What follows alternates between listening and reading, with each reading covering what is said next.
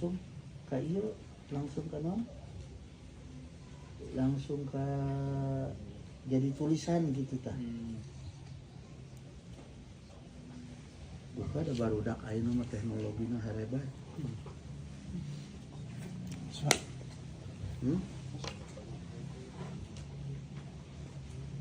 Kayak breaking news.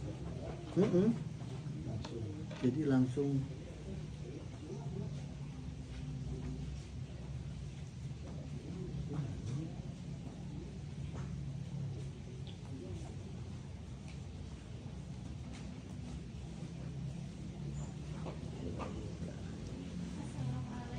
Waalaikumsalam warahmatullahi wabarakatuh.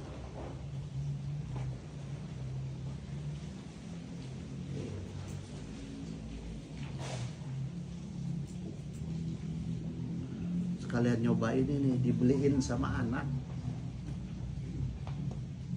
alat di dia tah. Tapi cenah saya ke belum pernah nyoba.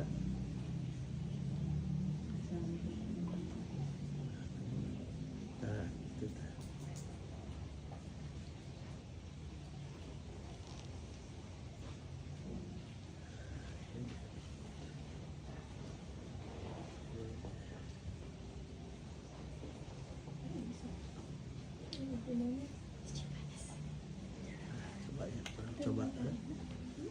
Coba ya.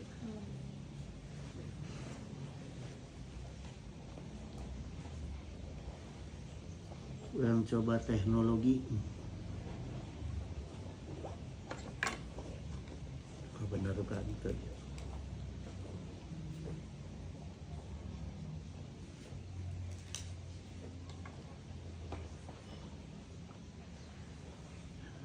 Assalamualaikum warahmatullahi wabarakatuh. Waalaikumsalam warahmatullahi wabarakatuh. Alhamdulillahi wa kafa wassalatu wassalamu ala nabi Mustafa wa ala alihi wa sahbihi ahli tuqa wal wafa amma ba'du. Hadratal muhtaromat summa ila hadratil kiram wal mutaram Umahatul musallina alazi yahduruna fi hazal majlis as-sagir summa ar-razak sadaqallahu nuran wa ihsanan. Ta ayuha umahat. Jadi untuk kajian ayeuna teh nya Jumat ayeuna kita akan kupas mengenai apa ya, target mulia di dunia jeung di akhirat ya. Karena sesungguhnya kemuliaan itu kan bukan terletak pada benda, bukan terletak pada pada turunan, jabatan, ya dunia lah ya. Malah banyak sekarang yang mengandalkan ngaku-ngaku udah jelas palsu tapi ngaku duriah nabi gitu kan. Jadi kalau Allah Ta'ala inna akramakum indallahi atqakum. Jadi yang paling mulia ukuran Allah teh orang-orang yang bertakwa. Nah sekarang apa makna mulia? Makna mulia nyaeta karuma. Nah, kata karuma itu tina wazan fa'ula yaf'ulu. Ya aya guru Jadi fa'ula yaf'ulu eta menggambarkan sifat ya, artinya wazan fa'ula yaf'ulu itu menunjukkan sifat atau tabiat atau watak. Kita udah pernah kupas ya, atau nanti kita kupas lagi mengenai watak dan tabiat. Jadi bentuk tasrifnya karuma yakrumu karoman ya, atau karomatan. artinya kemuliaan. Gitu. Jadi letaknya pada apa? Pada sifat manusia. Maka kata Allah takwa. Gitu. Inna akramakum indallahi atqakum. Letaknya pada takwa. Karena takwa itu membentuk sifat, ya.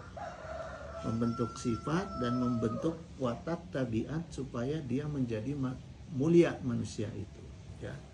Dengan takwa moal nggak bohong, dengan takwa moal mencuri, dengan takwa moal bohong. Ya, jadi sifatnya menjadi sifat yang mulia, yang baik. Gitu. Jadi mulia itu bukan pada benda, gitu ya, seperti misalnya harta. Bukan harta, banyaknya harta otomatis mulia, enggak gitu ya. Intinya pada sifat dari terbentuk dari ketakwaan, ya. Maka ada semboyan dari ucapannya putrinya sahabat Abu Bakar radhiyallahu anhu, iskariman aumut syahidan. Kita sering dengar tuh, bahkan dijadikan penyemangat untuk berjihad, ya. Iskariman, hidup mulia, atau mut syahidan, atau mati syahid, gitu, ya. Jadi di sini dijelaskan konsep hidup mulia dalam Islam, yaitu kehidupan yang bernilai, yang terhormat, dan yang hidupnya itu tenang. Maka rumus nikah itu naon? Sakinah, mawadah, warahmah. Mau bisa dibolak-balik, sakinah dipayun. Orang rumah tangga itu harus tenang dulu. Kalau nggak tenang, nggak bakal mawadah, nggak bakal warahmah. Rumah tangga kudu tenang. Mau aya mawadah warahmah, ari pamajikan jeung salaki hayo we bak bek. Ya, itu aya itu, ya. Nah, kemudian bagaimana supaya kita aumut syahidan ini atau mati syahid, ya, hidup mulia atau mati syahid, iskariman aumut syahidan, kehidupan yang bernilai. Kata kunci dalam hidupnya di dunia itu harus, diri kita itu harus bernilai, ya. Saya udah pernah menyampaikan rumusnya, rumus hidup bernilai, terhormat dan tenang. Rumus hidupnya coba dulu, pernah berapa minggu yang lalu, ya. Rumus hidupnya adalah kualitas, akseptabilitas, ikhlas, ya. Jadi kualitas setiap hari harus ditingkatkan, minimal baca 1 ayat 1 hadis minimal. Akseptabilitas, nah ini kaitannya dengan kemuliaan, artinya dengan akhlak. Akhlak itu harus terhormat sehingga bisa diterima oleh masyarakat. Percuma ilmunya tinggi tapi akhlaknya nggak benar, percuma. Mau diterima, ya. Terus ikhlas. Ikhlasnya eta berbuat baik tuh nggak harus dibayar, ya. Dakwah nggak harus dibayar, kalau ngandelin dibayar baik. Mau anu datang, mau manfaat ilmunya, ya. Nah, kemudian jadi rumus untuk kualitas, akseptabilitas, ikhlas, ya, itu yang menghadirkan kehidupan manusia di dunia yang bernilai, terhormat, dan mendapat ketenangan, ya. Pertama rumusnya khairun nas anfa'uhum linnas. Itu yang umum. Sebaik-baiknya manusia yang paling bermanfaat bagi manusia lain. Yang kedua, ini dari kitab Al-Hikam, ya, saya tukil dari kitab Al-Hikam, Ibnu Athaillah qala man qala amalun baroza min qalbin zahidin. Tidak ada amal yang bernilai sedikit dari hati yang zuhud. Jadi orang yang hatinya udah zuhud, mau amalnya sedikit itu pasti nilainya tinggi. Dinilai ke Allah banyak. Dinilai ke Allah tinggi. Karena hatinya sudah zuhud. Sudah zuhud, ya. Wala kasura amalun baroza min qalbin ragibin. Tidak ada ya disebut banyak amal seseorang yang bersumber dari hati yang condong didorong oleh keinginan, artinya oleh nafsu, ya. Dari hati yang tamak cek orang lah gitu, hati yang sangat cinta dunia. Itu jadi nggak ada tuh, ya. Sekalipun amalnya banyak, tapi karena keinginannya, baliknya lagi hatinya itu memang tamak, ya. Karena pengen dipuji, karena pengen mengharapkan nanti dipilih, biasa anggota DPR, calon DPR, nyumbang yuk, wah pakai spanduk, pakai yuk, sampai kayak di pohon ayam foto wajahnya, ya. Nah itu yang begitu itu moal dihitung ke Allah, sekalipun amalnya banyak, ya. Jadi gini, ini saya cerita ambil dari Al-Hikam, ya. Ada orang ahli sufi dua nih, sahabat ahli sufi. Yang satu itu kerjaannya tuh hanya mancing, cari makannya tuh hanya mancing, hasilnya dimakan untuk sendiri, lebihnya disedekahkan. Nah, orang ahli sufi kapung kurtenya baheula kumaha kurang ieu nata, ya, saking ku tasawufna gitu. Nah kemudian dia punya murid, dia ngutus muridnya supaya minta nasihat ke temannya yang sama-sama ahli sufi. Nah tinggalnya di kota, yang ahli sufi yang satunya ini. Coba kamu minta, katanya ke sahabat saya minta nasihat. Datang we muridnya teh ke sahabatna guruna. Pas dongkap aipek teh si sahabat guruna eta, ya, seorang ahli sufi bungharna nauzubillah. Bunghar. Udah gitu yang datang pejabat, ya. Pokoknya bingung isi guruna. Nah, ahli sufi teh kieu, sahabat guru tasawuf tapi begini orangnya katanya, ya. Dunianya katingali hebat lah gitu. Akhirnya tetap dia, karena ada amanah dari guru, dia tetap nanya, wahai ahli sufi gitu, ya. Ini saya ada amanah dari guru untuk minta nasihat untuk guru saya. Apa nasihatnya untuk guru saya? Mangga cek ahli sufi eta nu beunghat ya, sampaikan ke guru kamu, ya, jangan masih cari dunia, ya, carilah keridhaan Allah.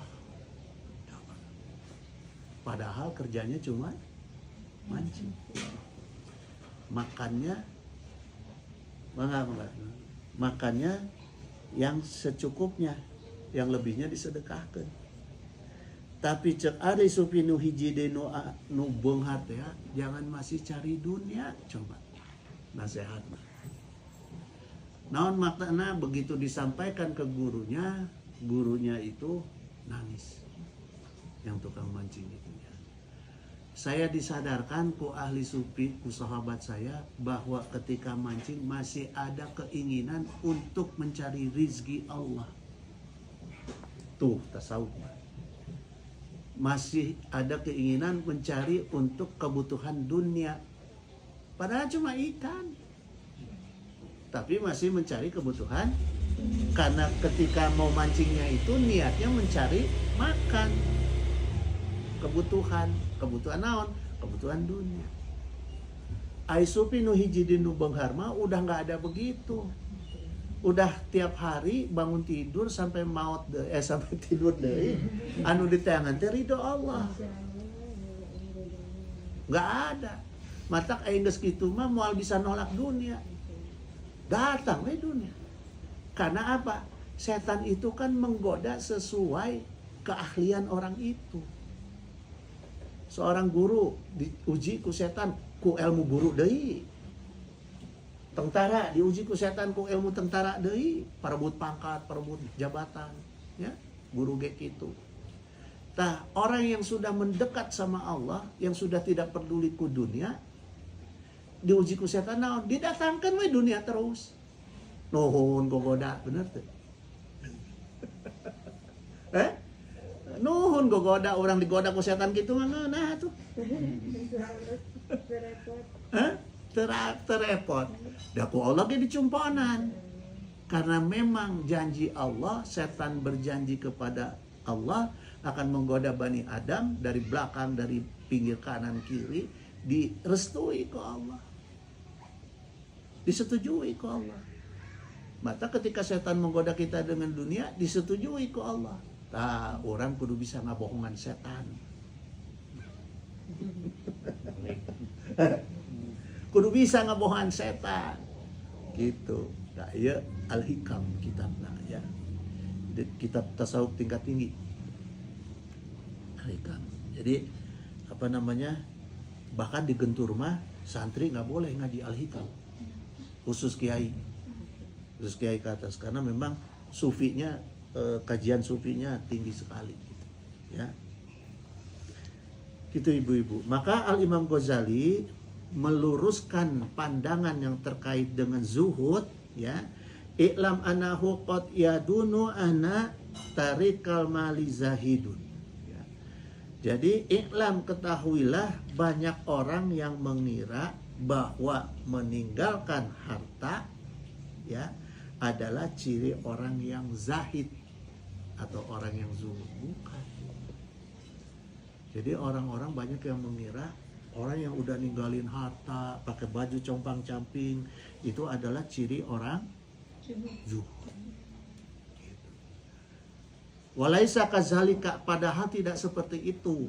Ya. Fa inna tarkal mali wa idharul khusunati, meninggalkan harta dan berpenampilan kasar, pakai pakaian kasar, pakaian sederhana, sahlun alaman ahabba alamada bizuhdi, nyaeta kenikmatan mereka ya yang haus akan pujian disebut sebagai orang yang zuhud. Jadi orang yang zuhud kadang-kadang karena pengen dipanggil ahli sufi, ahli zuhud, ahli tasawuf, suka pakai baju compang-camping gitu, ya. Pakai udang balapis-lapis 8 gulung. Ya, gitu. Nah, padahal yang ditinggali ku Allah naon? Atqakumnya, takwanya itu terletak pada hatinya, keikhlasannya, ya. Bukan pada tampilan, bukan. Gitu. Al-Imam Malik radhiyallahu anhu ini seorang gurunya Imam Syafi'i yang ahli zuhud tapi diuji ke Allah jadi orang terkaya di Madinah. Nggak pernah keluar dari Madinah, saking disebut ulama terkaya di Madinah ya. Imam Syafi'i itu sampai bingung, tapi semua santri dikasih makan. Bahkan Imam Syafi'i pergi ke Irak, berguru lagi ke temannya di Irak, ke temannya Imam Malik, semua diongkosin. Nggak ada yang santrinya ribuan, nggak ada yang bayar, dikasih makan ya. Nah, beliau berkata apa? Walaisa az-zuhdu faqdal mali. Zuhud itu bukan berarti meninggalkan harta dunia. Zuhud, ya. Walakinna zihadata fid dunya, melainkan zuhud terhadap dunia eta ala takuna bima fiyadika. Jangan sampai engkau yakin atas apa yang ada di tangan kamu. Nah, jadi konsep zuhud yang sebenarnya itu jangan meyakini dunia yang ada di tangan kita inilah yang mendatangkan kenikmatan, mendatangkan keselamatan, mendatangkan kebahagiaan. Jangan ada keyakinan itu. Jangan pernah ada yakin bahwa dunia yang ada di tangan kita itu adalah milik kita. Tuh, ya. Karena apa? Ausaqo minka bima fiyadillahi. Jadi yang harus lebih kita yakini itu apa yang ada di sisi Allah. Ya. Nah, ini cara kita untuk supaya digoda terus ku setan ku dunia. Ulah nepi ka eleh, sekali kita kalah ku godaan setan ku dunia, maka setan berhenti ngagoda kita dina urusan dunia. Capek orang ku dunia. dan tadi antar deui ku setan. Ya, gitu. Namun geus diantarkeun deui ku setan dunia pan urang kudu nyari dunia. Gitu. Ya. Itu kita udah pernah cerita mengenai apa? Khalwat ya. Nah, itu jalan-jalannya supaya setan tuh ngegoda kita dengan urusan dunia. Kemudian berkata lagi Al-Imam Ghazali, wa innamaz zuhdu faragul qalbi anhu. Zuhudnya eta adalah kesucian hati dari harta dunia. Jadi kita punya dunia itu, belajar dari punya dunia sedikit itu, hati kita harus bersih terhadap barang dunia kita. Ya. Walaqad kana Sulaimanu alaihi assalamu fi mulkihi minazihadi. Padahal Kanjeng Nabi Sulaiman itu adalah seorang nabi yang di tengah kegemerlapan kekuasaan, di tengah kegemerlapan dunia, tapi termasuk golongan orang yang zuhud. Coba ceritanya Kanjeng Nabi Sulaiman kan, kayaannya juga naon, ya kan? Sampai bisa mengatur angin, mengatur makhluk, seluruh makhluk, jin segala ifrit. Istana nage sampai Ratu Balkis teh angkat saking ku ieuna nya megahna. Padahal Kanjeng Nabi Sulaiman nabi yang zuhud. Jadi tidak dihitung dari keadaan dunia. Jadi inna akramakum indallahi atqakum. Itu pemahamannya daripada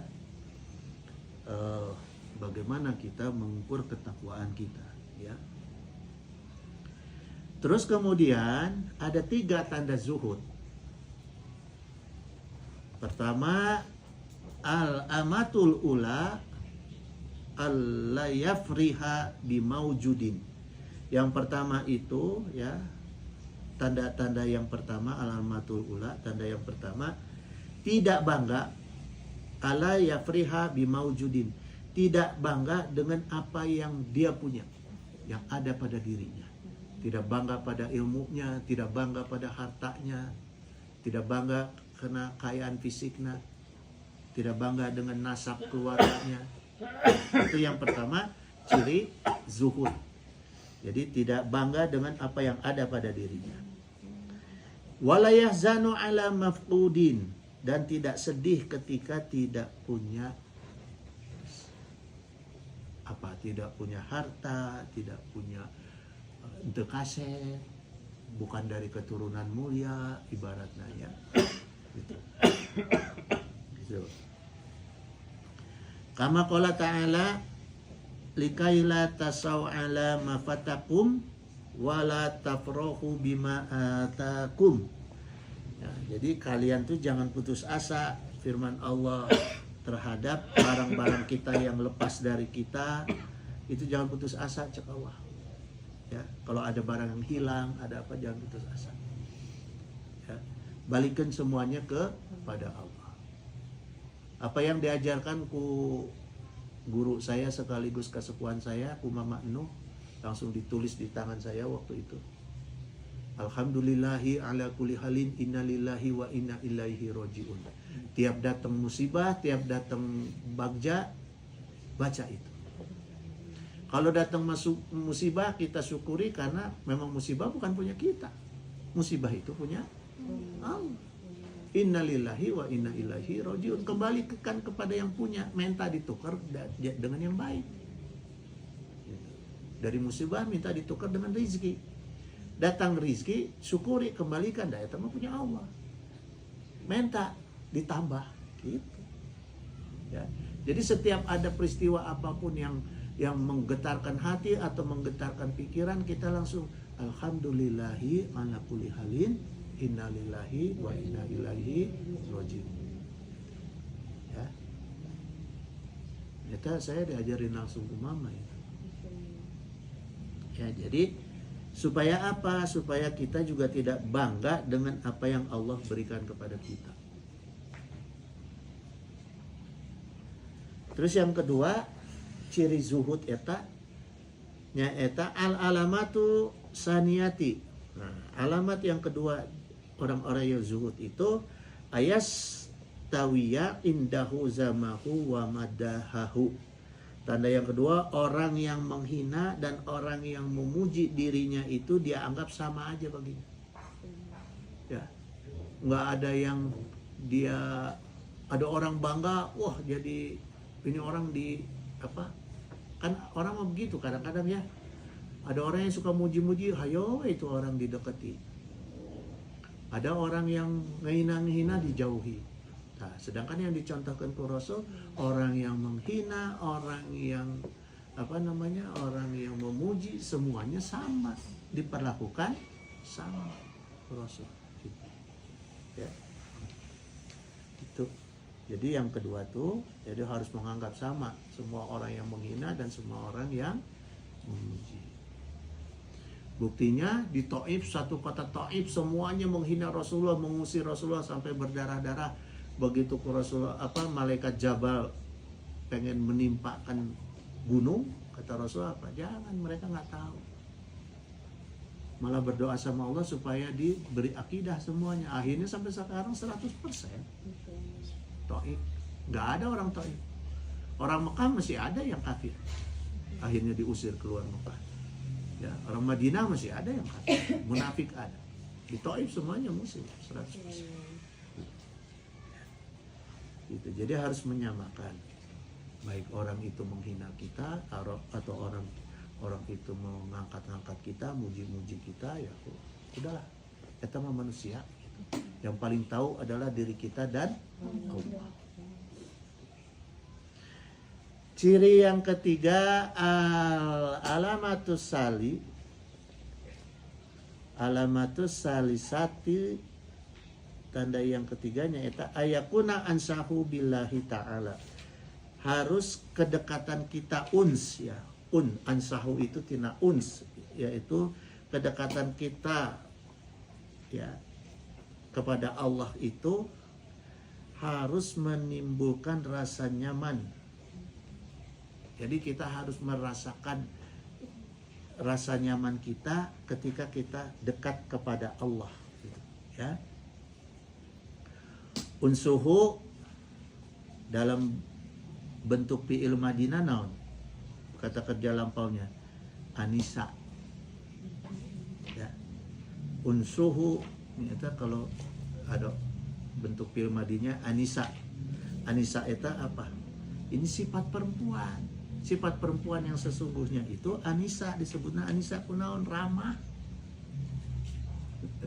Jadi lamun aya perempuan sentak sengor eta mah lain awewe.